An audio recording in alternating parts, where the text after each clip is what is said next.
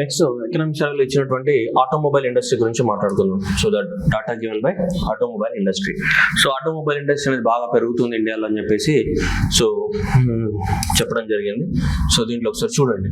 So that is the performance of the what automotive parts యొక్క మనకేంటిది compounded annual growth rate, సంవత్సరానికి ఎంత growth rate, production లో ఎంత growth rate ఉంది, consumption లో ఎంత గ్రోత్ రేట్ ఉంది, ఎక్స్పోర్ట్స్ లో ఎంత గ్రోత్ రేట్ ఉంది, ఎన్ని సంవత్సరాలు లాస్ట్ 4 years లో కలుపుకుంటే చూడొచ్చు. ఎగ్జామ్ అడుగుతారని కాదు, జస్ట్ మీకు ఐడియా కోసం. ఇక్కడ చూడండి ఆల్మోస్ట్ 10%, ఇక్కడ తీసుకుంటే almost 16% of the growth rates ఉన్నాయి మనకి కన్జంప్షన్ లో కానీ అండ్ నెక్స్ట్ ఏంటిది ఎక్స్పోర్ట్స్ లలో కానీ కాంపౌండెడ్ గ్రోత్ రేట్ అనేది.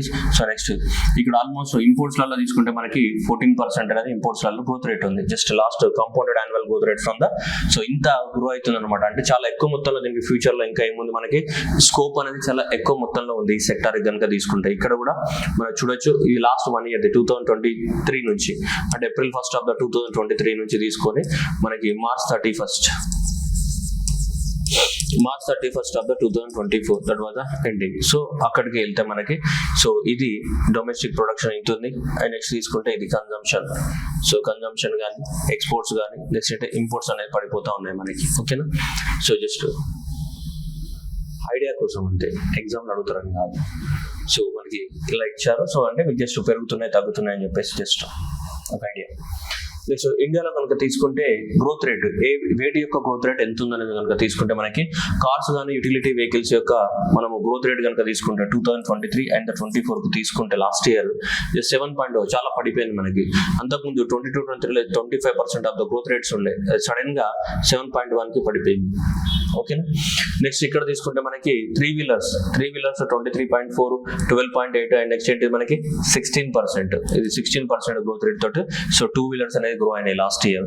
అండ్ నెక్స్ట్ 2 వీలర్స్ మళ్ళీ కూడా ఇది 3 వీలర్స్ ఇక 2 వీలర్స్ అనేది 10.3% of the growth rate grow అయింది last year. Next commercial vehicles అనేది చాలా పడిపోయింది.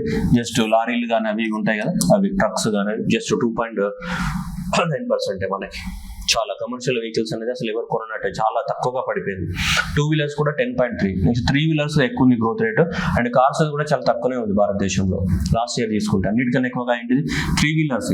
సో 3 వీలర్స్ 16% గ్రో అయినాయి అండ్ 2 వీలర్స్ అనేది ఏంటిది మనకి 10% గ్రో అయింది. 2 వీలర్స్ 10% గ్రో అయితే 6. Next cars and utility vehicles ఎంత, సో ఇది 16%. సో కాబట్టి 16% అండ్ ఏంటిది 10.3% అనేది ఇట్లా ఉంది మనకి. ఓకేనా? సో గుర్తుపెట్టుకోవాలి అంటే జస్ట్ ఐడియా కోసం. ఓకే, నెక్స్ట్ గుర్తుపెట్టుకోవాల్సిన వీటి గురించి మాట్లాడదాం. ఇవి గుర్తుపెట్టుకోవాలి. ఆటోమేటివ్ ఇండస్ట్రీ గురించి మనకి ఎకనామిక్ సర్వేలు ఏమి ఇచ్చారు అనేది మనం మాట్లాడుకుందాం. ఫస్ట్ వన్ వచ్చేస్తే మనకి సేమ్ మళ్ళీ product linked incentive scheme especial ఏంటిది automobile and auto components. So automobiles ని తయారు చేయడానికి అండ్ ఆటోమొబైల్స్ లో ఉండే స్పేర్ పార్ట్స్ ఉంటాయి కదా, ఇంజన్ కానీ చాసిస్ కానీ ఇవన్నీ చాలా ఉంటాయి కదా స్పేర్ పార్ట్స్, చిన్న చిన్న ఎయిర్ ఫిల్టర్స్ కానీ ఇవన్నీ. సో ఇట్లాంటి చిన్న చిన్న స్పేర్ పార్ట్స్ కి రెండింటికి apply. PLI scheme is applicable to the what? So manufacturing the automobiles as well as auto components. మనకి ఎగ్జామినేషన్ లో ఏమంటాడు అప్పుడప్పుడు మనకు కన్ఫ్యూజ్ అవుతూ ఉంటుంది. ఓన్లీ ఆటోమొబైల్స్ అని ఇస్తాడు. ఓన్లీ ఆటోమొబైల్స్ కాదు, ఆటోమొబైల్స్ తో పాటు ఆటోమొబైల్స్ కి యూజ్ అయ్యే ఆటో కాంపోనెంట్స్ కూడా అంటే స్పేర్ పార్ట్స్ కూడా స్కీమ్ అనేది అప్లికేబుల్ అవుతుంది. సో దాదాపు మనకి 25,937 కోట్లతోటి మన స్కీమ్ ని స్టార్ట్ చేయడం జరిగింది. సో అప్లికేబుల్ ఫ్రమ్ ద 2023 నుంచి మనకి 2027 వరకు మనకి అమల్లో ఉంటుంది ఈ స్కీమ్ అనేది. సో ఇది ఇన్సెంటివ్స్. ఓకేనా? సో ఈ ఇన్సెంటివ్స్ అనేది ఎవరికి ఇస్తారంటే రెండింటికి ఇస్తారు. ఒకటి so divided into that OEM అంటే ఏంటిది original equipment manufacturer incentive scheme and components కి. సో ఒరిజినల్ గా ఎక్విప్మెంట్ ఎవరు తయారు చేస్తారో వాళ్ళకి ఇస్తారు. అంటే ఒరిజినల్ గా కార్ ని తయారు చేసే వాళ్ళకి, మరి ఒరిజినల్ గా కార్ ని తయారు చేసే వాళ్ళకి ఇన్సెంటివ్స్ ఉంటాయి. మరి కార్ ని తయారు చేసినప్పుడు కార్ లో స్పేర్ పార్ట్స్ అన్ని వాళ్ళు తయారు చేస్తారా? కాదు కదా, వాళ్ళు కూడా వేరే వాళ్ళకి ఆర్డర్ ఇస్తారు. వాళ్ళు స్పేర్ పార్ట్స్ సప్లై చేస్తారు. స్పేర్ పార్ట్స్ అన్ని కూడా మళ్ళీ ఏం చేస్తారు, వీళ్ళు మిక్స్ చేసి కార్ తయారు చేస్తారు. మీరు ఎప్పుడైనా లాజిక్ ఆలోచించండి. కారు మారుతి అవ్వచ్చు, కార్ అనేది మనకి ఎకో స్పోర్ట్ అవ్వచ్చు, అంటే కార్ అనేది BMW అవ్వచ్చు, అవన్నీ అవ్వచ్చు. కార్ని వాళ్ళు మ్యానుఫ్యాక్చరింగ్ చేస్తుండొచ్చు, కానీ కార్ లో ఉన్న స్పేర్ పార్ట్స్ అన్ని కూడా వాళ్ళు మ్యానుఫ్యాక్చర్ చేయరు. వాళ్ళు కూడా వేరే వాళ్ళకి ఆర్డర్స్ ఇస్తారు మనకి. సో ఎవరైతే కార్ మ్యానుఫ్యాక్చరింగ్ చేస్తున్నారో వాళ్ళని ఏమంటాం? OEM. OG పవన్ కళ్యాణ్ కాదు, OEM ఒరిజినల్ ఎక్విప్మెంట్ మ్యానుఫ్యాక్చరర్ అంటాం.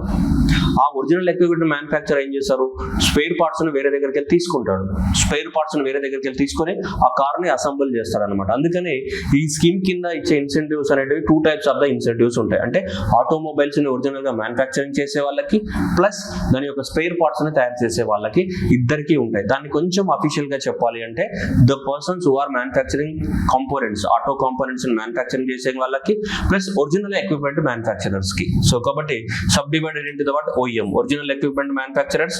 అండ్ నెక్స్ట్ వచ్చేస్తే మనకి so component champions. Component champions అంటే ఎవరు? ఈ స్పేర్ పార్ట్స్ తయారు చేసేవాళ్ళు. ఇది స్పేర్ పార్ట్స్ తయారు చేసేవాళ్ళు, ఇది ఒరిజినల్ మ్యానుఫ్యాక్చరర్స్. అంటే దీని మీనింగ్ ఇదే మళ్ళా. సో ఆటోమొబైల్స్ మ్యానుఫ్యాక్చరింగ్ చేసే వాళ్ళకి అండ్ కాంపోనెంట్స్ తయారు చేసే వాళ్ళకి. ఈ మీనింగ్ ఏం మారలేదు, మీనింగ్ అదే, కాకపోతే భాష మార్చిందంటే. భావం అంటే ఇది, భావం ఒకటే. ఓకేనా, రైట్.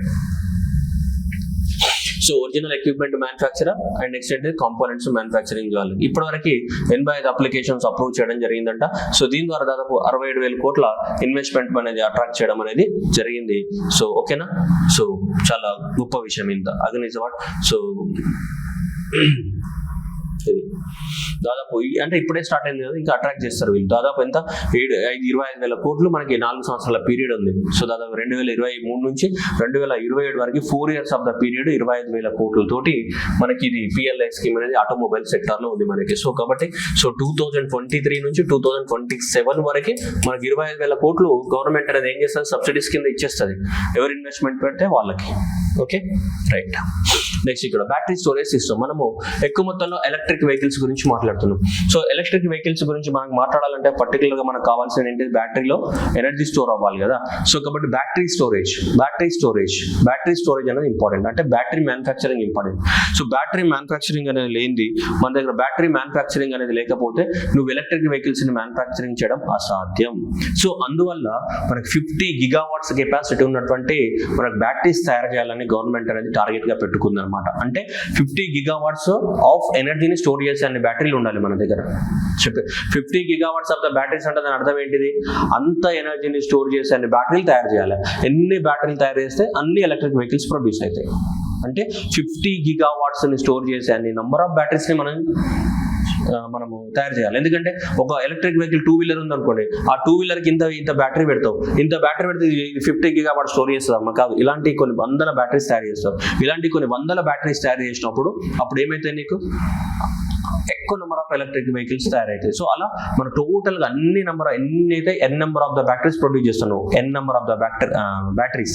ఈ N number of the batteries అన్ని కలిపితే మనకు ఒక 50 gigawatts కెపాసిటీని మనము మ్యానుఫ్యాక్చరింగ్ చేయాలని టార్గెట్ పెట్టుకుంది. అంటే అంత కెపాసిటీ ఉన్నటువంటి batteries, N number of the, ఒకటే బ్యాటరీ కాదు, మళ్ళీ చెప్తున్నాయి కదా, మళ్ళీ ఎంత సొల్లు చెప్పిస్తారు.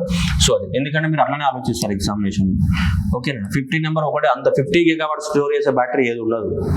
Logical common sense. Okay, battery storage కింద దీనికి ప్రోగ్రామ్ స్టార్ట్ చేశారు. చూడండి అమ్మ బుజ్జి బంగారాలు, national program on advanced cell chemistry. National program on the advanced cell chemistry battery storage. ఇది మే 2021 లో అప్రూవ్ చేశారని గవర్నమెంట్ క్లియర్ గా చెప్తుంది. ఎంత 18,800 కోట్లతోటి. సో 18,100 కోట్లతోటి మనకి సో మే 2022 లో దీనికి సెంట్రల్ గవర్నమెంట్ అనేది సో అప్రూవల్ అనేది ఇవ్వడం జరిగింది. దీనికి సంబంధించి national program on the advanced cell battery storage, national program on the advanced so chemistry cell battery, ACC అంటే ఇదే అనమాట. ఇది advanced chemistry cell. So advanced chemistry cell battery storage. ఓకేనా, సో ఇప్పుడు చూడండి, ఇది కంపల్సరీ ఇంపార్టెంట్. ఎగ్జామినేషన్ గ్యారంటీ చేస్తాడు. Option number 1 ఇది ఇస్తాడు మనకి.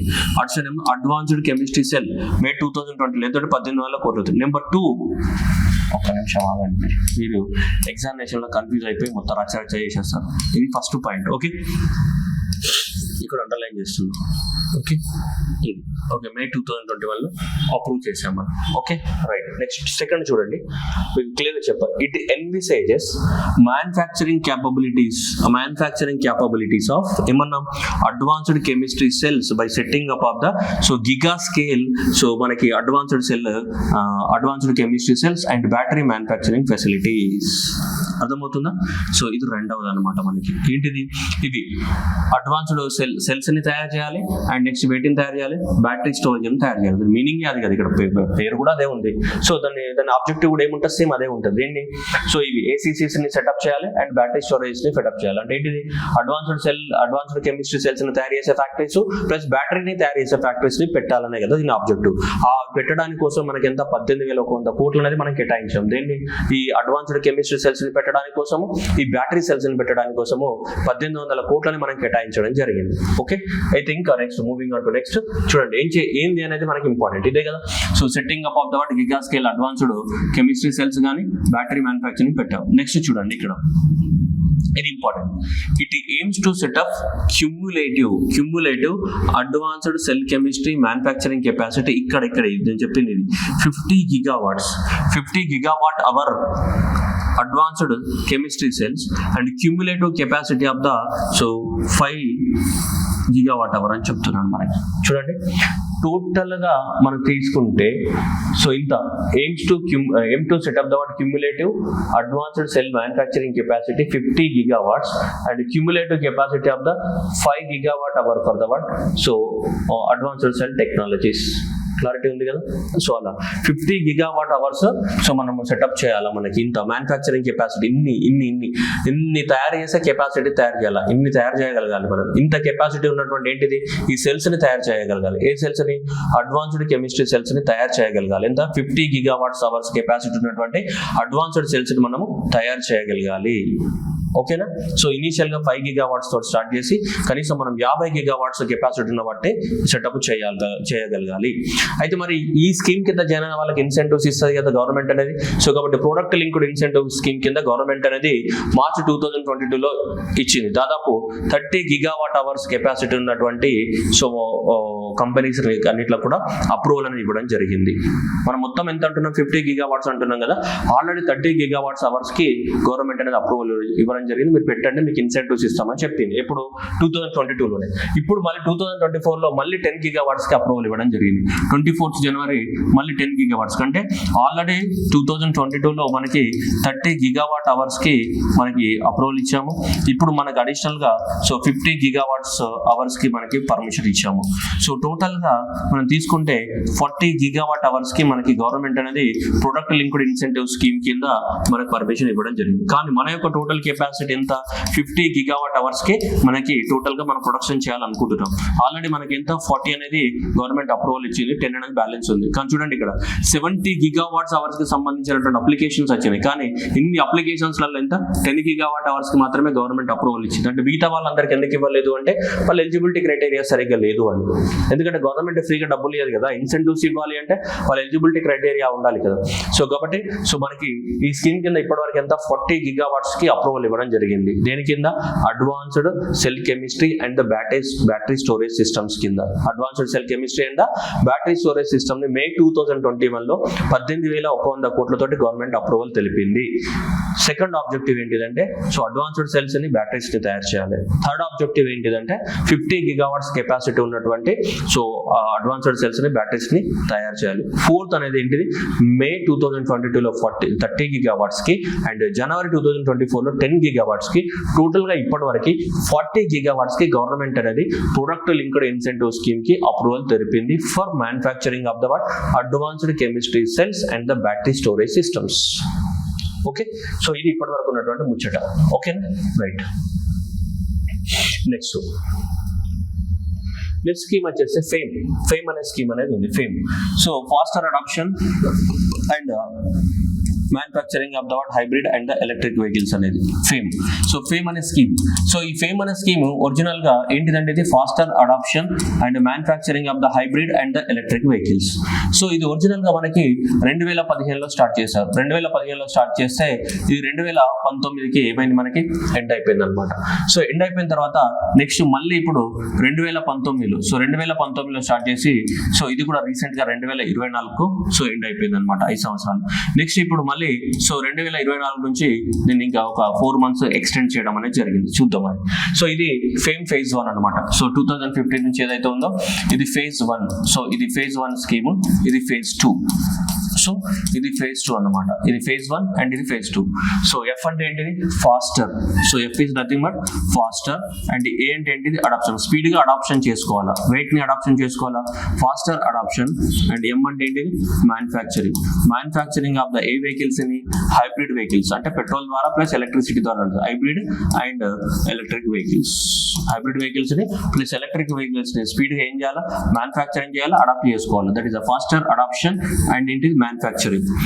ఫాస్ట్ గా అడాప్ట్ చేసుకోవాలి, మ్యానుఫ్యాక్చరింగ్ చేసుకోవాలి. Faster adoption and manufacturing of the ఏంటిది?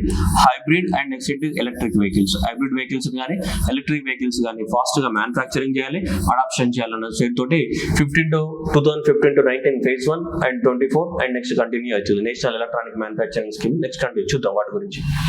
ఓకే, సో ఇందులో కూడా ఇవన్నీ కూడా ఏంటిది? Electric vehicles. దాదాపు ఇది దీని కింద దాదాపు ఎంత 592 కోట్లు ఖర్చు పెట్టినారు. సో దీని కింద కొన్ని ఎలక్ట్రిక్ బస్సులు అవి అయితే తయారైనాయి, 2 వీలర్స్ కానీ ఎలక్ట్రిక్ బస్సెస్ కానీ కొన్ని తయారైనాయి. ఎందుకంటే అది ఫస్ట్ స్టేజ్ కదా. అప్పుడు భారతదేశంలో అంత ఎలక్ట్రిక్ వెహికల్స్ 2015 to 19 అంత పాపులర్ కాదు. అప్పుడు ఏం చేసాం దానికి? సో అది పైలట్ ప్రాజెక్ట్ కింద స్టార్ట్ చేసాం అనమాట. చాలా అంటే మన భారతదేశంలో ఎలక్ట్రిక్ వెహికల్స్ తయారైతాయా లేవా అని చెప్పేసి ఒక పైలట్ ప్రాజెక్ట్ కింద మనం ఫేమ్ 1 ని స్టార్ట్ చేసాం. కానీ సక్సెస్ అయిన తర్వాత ఫేమ్ 2 అనేది ఎక్కువ మొత్తంలో మనము ఇంప్లిమెంట్ చేస్తున్నాం ఫేమ్ 2 ని. సరే చూద్దాం, దాని గురించి చూద్దాం మనం ఇప్పుడు. Fame 2, the phase 2 of the what? Fame 2. ఇక్కడ చూడండి, ఫేమ్ 2. సో ఎప్పటి నుంచి మనకి 2019 నుంచి. సో 2019 అది ఎండ్ అయిపోయింది. సో 2019 ఎండ్ అయిన తర్వాత సో మనకి సో ఫినాన్షియల్ ఇయర్ ఏప్రిల్ 2020 నుంచి, సో ఏప్రిల్ 2020 నుంచి మనకి స్టార్ట్ చేశారు. ఇది అనమాట. సో ఈ ఫినాన్షియల్ ఇయర్ ఎన్ని సంవత్సరాల పాటు? 4 సంవత్సరాల పాటు. సో దట్ ఈస్ 11,500 crores నుంచి మనకి ఎప్పటి వరకు? సో 2020 నుంచి 2024 వరకు ఎండ్ అయిపోయింది అనమాట మనకి ఈ స్కీమ్ అనేది. సో 15 to 19 అది ఎండ్ అయిపోయింది. ఇది ఫేమ్ 1. సో ఫేమ్ 1 అనేది 15 to 1 ఎండ్ అయిపోయింది ఎలక్ట్రానిక్ మ్యానుఫ్యాక్చరింగ్. అండ్ ఇది సో ఏప్రిల్ 1 of 2020 నుంచి మనకి ఈ ఫినాన్షియల్ ఇయర్ లో స్టార్ట్ అయ్యి ఎండ్ అయిపోయింది. మనకి ఎంత? 11,500 crores తోటి ఎండ్ అయిపోయింది. సో ఈ స్కీమ్ యొక్క మేజర్ ఆబ్జెక్టివ్ ఏంటిదంటే AIIMS to generate the electric vehicles by supporting 70,000 buses ని ప్రొడక్షన్ చేయడానికి కోసం 5 lakh ఏంటిది? 3 వీలర్స్ కానీ ఏంటిది? 5 lakh 3 వీలర్స్ కానీ. అండ్ నెక్స్ట్ వచ్చేసి 50,000 ఏంటిది మనకి? 4 వీలర్స్ కానీ. ఓకే, సో ఇవన్నీ ప్రొడక్షన్ చేయాలండి. అండ్ 10 lakhs ఏంటిది? 2 వీలర్స్ ని ప్రొడక్షన్ చేయాలి. 10 lakhs ఏంటిది? 2 వీలర్స్ ని ప్రొడక్షన్ చేయాలని చెప్పేసి టార్గెట్ గా పెట్టుకుంది. 70,000 బస్సుల్ని, 5 లక్షల 3 వీలర్స్ ని, 10 లక్షల 2 వీలర్స్ ని, ఓకేనా, 50,000 4 వీలర్స్ ని. సో ఇవన్నీ కూడా టార్గెట్ గా పెట్టుకోవడం అనేది జరిగింది. ఓకే, సో ఇవి మనకి ఈ స్కీమ్ కింద చేయాలనుకుంది 5 సంవత్సరాలు. అందుకోసం ఇవన్నీ చేయడానికి కోసం ఇన్సెంటివ్స్ ఇస్తా అని చెప్పింది. ఎంత? 11,500 కోట్లు మనకి. సో 10 లక్షల 2 వీలర్స్, 5 లక్షల 3 వీలర్స్, 7,000 ఏంటిది? ఎలక్ట్రిక్ బస్సుల్ని ప్రొడక్షన్ చేయాలి. ఇవన్నిట్ల కోసం ఎవరెవరైతే వీటన్నిటిని కూడా జనరేట్ చేస్తారో ఆ కంపెనీకి ఇప్పుడు మనకి సో అదేంటిది? ఒలెక్ట్రా కంపెనీ కానీ, సో నెక్స్ట్ వచ్చేసి మనకి అదేంటిది?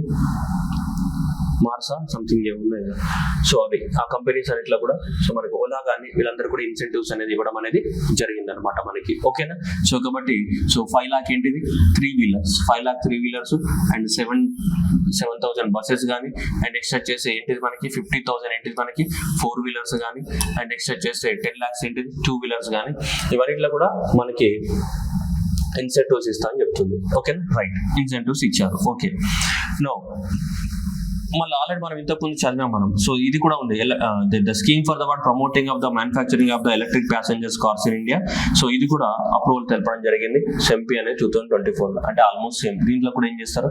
అవే కార్స్ ని మ్యానుఫ్యాక్చరింగ్ చేయడానికి ఏం చేస్తారు? సబ్సిడీస్ ఇవ్వడం జరుగుతుంది. దాంట్లో అయితే 7,000 బస్సులకి, 5 లక్షల 3 వీలర్కి, 10 లక్షల 2 వీలర్స్ కి, 50,000 ఏంటిది మనకి కార్లకి సో మనకి సపరేట్ గా ఏమి ఇస్తారు? స్కీమ్స్ కింద సబ్సిడీస్ ఇవ్వడం అనేది జరుగుతుంది. అయితే అది కూడా మొన్న ఎండ్ అయిపోయింది. ఏది? phase 2 కూడా ఎండ్ అయిపోయింది. ఎందుకంటే 2024 వరకు కదా. అయితే ఎండ్ అయిపోయిన తర్వాత నెక్స్ట్ ఇది తీసుకొచ్చారనమాట. సో మీరు చూడండి ఒకసారి, 2015 నుంచి 19 వరకు phase 1 ఎండ్ అయిపోయింది. అండ్ నెక్స్ట్ ఇమీడియట్ గా మళ్ళీ 2020 నుంచి 24 వరకు phase 2 స్టార్ట్ చేశారు. ఇది కూడా ఎండ్ అయిపోయింది. ఇది ఎండ్ అయిపోయిన తర్వాత 4 నెలల పాటు జస్ట్ 4 months ఎక్స్టెండ్ చేయడానికి కోసం, ఈ phase 2 ని 4 months ఎక్స్టెండ్ చేయడానికి కోసము మనకి తీసుకొచ్చారు EMPS అని చెప్పేసి. ఇది electric mobility and promotion scheme 2024. Electric mobility promotion scheme అనేది దాదాపు 5,000 కోట్లతోటి తీసుకురావడం జరిగింది. So period valid for the 4 months till July 2024 వరకు. ఎందుకంటే ఈ ఫేమ్ 2 ని ఎక్స్టెండ్ చేశారనమాట. ఈ ఫేమ్ 2 ని ఎక్స్టెండ్ చేసి దాని పేరు వేరే పెట్టారు, ఏమని EMPS అని పేరు పెట్టారు. So aim to adapt the 2 wheelers and 3 wheelers including the registered e-rickshaws, e-carts. So ఇవి మ్యానుఫ్యాక్చరింగ్ చేయడానికి కోసం మనకి 500 కోట్లతోటి తీసుకొచ్చారు. ఇది ఎలక్ట్రిక్ మొబిలిటీ ప్రమోషన్ స్కీమ్ ని తీసుకురావడం జరిగింది మనకి. ఓకే, జస్ట్ అది కూడా ఎండ్ అయిపోయింది. ఇప్పుడు జూలైకి ఇది కూడా ఎండ్ అయిపోయింది. ఎందుకంటే ఫేమ్ 1 ఎండ్ అయిపోయింది, ఫేమ్ 2 ఎండ్ అయిపోయింది. ఫేమ్ 2 యొక్క ఎక్స్టెన్షన్ వర్షన్ లో తీసుకొచ్చారు, కానీ పేరు మార్చారు అంతే. ఫేమ్ 2 కి అది ఎక్స్టెన్షన్, కానీ ఫేమ్ 2 అనేది కాకుండా జస్ట్ పేరు మార్చి పెట్టినారు. ఏమని ఎలక్ట్రిక్ మొబిలిటీ ప్రమోషన్ స్కీమ్ అని పెట్టారు.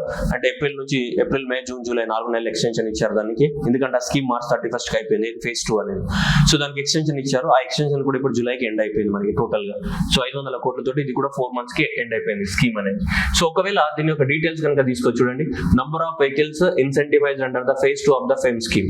సో phase 2 అనేది ఎప్పుడు స్టార్ట్ అయింది మనకి 2020 నుంచి కదా. 2020 నుంచి 2024కి ఎండ్ అయిపోయింది. సో ఎండ్ అయిపోయింది ఇప్పటికి మార్చ్ 31st కి. మళ్ళీ ఏం చేస్తాం మనం, సో EMPS తీసుకొచ్చాం, ఎలక్ట్రిక్ మొబిలిటీ ప్రమోషన్ స్కీమ్ అనేది. జస్ట్ ఎంతకి మనకి 4 months కోసం మాత్రమే. సో 4 months ఏప్రిల్, మే, జూన్, జూలై ఇలా 4 నెలలకి. ఓకేనా, 4 months కోసం తీసుకురావడం జరిగింది. చూడండి, ఎవ్రీ ఇయర్ మనకి ఒక్కొక్క ఇయర్ లో ఇంత ఫినాన్షియల్ ఇయర్ చూడండి ఎన్ని ఎలక్ట్రిక్ వెహికల్స్ మ్యానుఫ్యాక్చరింగ్ చేశారు, ఒక్కొక్క దానికి ఇలా ఇవ్వడం జరిగింది అనమాట. మనకి డీటెయిల్స్ అనమాట, మన డీటెయిల్స్ అంత అవసరం లేదు. మీరు అలా ఒక్కొక్క ఇయర్ లో ఎంత ఇన్సెంటివ్స్, ఎన్ని వెహికల్స్ కి ఇన్సెంటివ్స్ ఇచ్చామని చెప్పేసి ఇచ్చారు. ఒక్కొక్క ఇయర్ లో ఎన్ని వెహికల్స్ కి మనకి ఇన్సెంటివ్స్ ఇచ్చామని చెప్పేసి.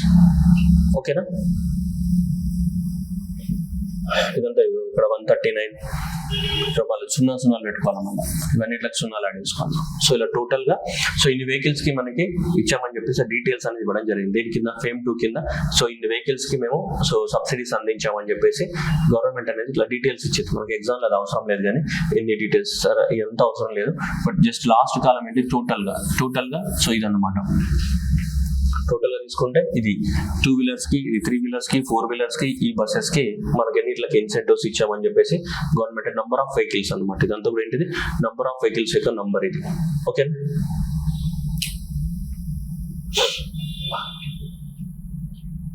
ఓకే, జస్ట్ ఐడియా కోసం మీకు. బట్ ఎగ్జామినేషన్ లో మాత్రం మీకు ఇంపార్టెంట్. ఓకే, అది సో ఫేమ్ 1 కానీ ఫేమ్ 2 కానీ సో ఇది. సో జస్ట్ ఓవరాల్ గా తీసుకుంటే మనకి ఇది సో మేజర్ గా మనకి ఇది రావడానికి ఛాన్సెస్ ఎక్కువగా ఉన్నాయి. సో ఇది గుర్తుపెట్టుకోవాలా. అడ్వాన్స్డ్ సెల్ 18,800 కోట్లు అండ్ ACC అండ్ బ్యాటరీస్ ని తయారు చేయాలి.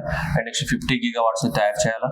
ఆల్రెడీ ఎంతకి మనకి 10 gigawatts కి ఆల్రెడీ ఛాన్స్, ఇది 30 gigawatts కి 10 మొత్తం 40 gigawatts కి ఆల్రెడీ గవర్నమెంట్ అనేది అప్రూవల్ అనేది ఇవ్వడం జరిగింది. ఇవన్నీ కూడా మనకి గవర్నమెంట్ ఇంప్లిమెంట్ చేస్తున్న స్కీమ్స్ అనమాట. దేని గురించి, ఇది ఈ మొబిలిటీ కోసం, ఇది ఈ మొబిలిటీ కోసం, ఎలక్ట్రానిక్ మొబిలిటీ కోసం.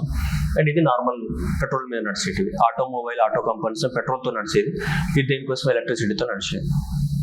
ఓకే, సో ఇవి మనకి ఎకనామిక్ సర్వేలో ఇచ్చారు. ఎకనామిక్ సర్వేలో ఇచ్చినవి మనం ఏం చేయాలంటే అవి మనం అర్థం చేసుకుని యాస్టీస్ గా బై హార్ట్ చేయాలి. మనకు ఎగ్జామ్ లో మార్క్స్ రావాలి, జాబ్ రావాలంటే మనకు వేరే ఆల్టర్నేటివ్. నువ్వు ఎక్కువ డెప్త్ లో ఆలోచించి నువ్వు PhD చేస్తా అంటే ఫిజికల్లీ డిసేబుల్డ్ అవుతావు లాస్ట్కి. అర్థమైందా?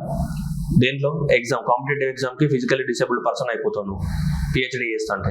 అర్థమైందా? ఇక్కడ PhD చేయాల్సిన అవసరం లేదు, దయచేసి అర్థమైందా? PhD అంటే ఫిజికల్లీ డిసేబుల్డ్ అంటే వాళ్ళు కాదమ్మా, వాళ్ళని గవర్నమెంట్ మార్చేసింది. గవర్నమెంట్ అనేది ఫిజికల్లీ డిసేబుల్డ్ పీపుల్ ని ఇప్పుడు మనం అంటే వాళ్ళని దివ్యాంగ్స్ అంటున్నాం. ఓకే, దివ్యాంగ్స్ వేరు. దివ్యాంగ్స్ అంటే వాళ్ళు గొప్ప వాళ్ళు, వాళ్ళకి అన్ని రకాల క్వాలిటీస్ ఉంటాయి. ఓకే, కాకపోతే దేవుడు కొంచెం వాళ్ళకి బాడీ పార్ట్స్ తక్కువ ఇచ్చాడు. వాళ్ళకి కూడా మనకన్నా ఎక్కువ నాలెడ్జ్ ఉంటుంది దివ్యాంగ్స్ కి. వాళ్ళ గురించి నేను చెప్పట్లేదు, ఇక్కడ మాట్లాడుతుంది ఏంటి, ఫిజికల్లీ డిసేబుల్డ్ పీపుల్ గురించి మాట్లాడుతుంది. దేంట్లో, కాంపిటేటివ్ ఎగ్జామ్ లో. సో కాంపిటేటివ్ ఎగ్జామ్ లో నువ్వు ఫిజికల్లీ డిసేబుల్డ్ పీపుల్ అవుతావు. ఎట్లా, నీకు అన్ని ఉన్నా కానీ ఎందుకు పనికి రాకుండా అయిపోతుంది. ఎప్పుడు, when you're doing the something extra research. అందుకోసమే హార్డ్ వర్క్ కాదు, స్మార్ట్ వర్క్ చేయాలి. కొన్ని విషయాలు ఏవైతే ఉంటాయో ఆ కొన్ని విషయాల్ని మనం యాక్సెస్ గా నేర్చుకొని పోవాలి. టైం సేవ్ అవుతుంది, అన్ని సేవ్ అయితే మార్కులు వస్తాయి. కానీ మనం అట్లా ఏం కదా, ప్రతిదాన్ని మధ్యన ఏం చేస్తున్నాం, ఇట్లా భూతద్దంలో పెట్టి ఇట్లా చూస్తూ ఉంటాం. అమ్మ ఇదెందుకు వచ్చింది, అమ్మ అదెందుకు వచ్చింది. నువ్వు అట్లా చేసినావు అనుకో, ఇన్నే PhD చేసి ఇన్నే ఉంటావు. PhD మీనింగ్ అంటే ఏంటిది, ఎక్కువ నాలెడ్జ్ ఉందని కాదు, దాని అర్థం you are physically disabled for competitive exam. అర్థమవుతుందా? Thank you everyone.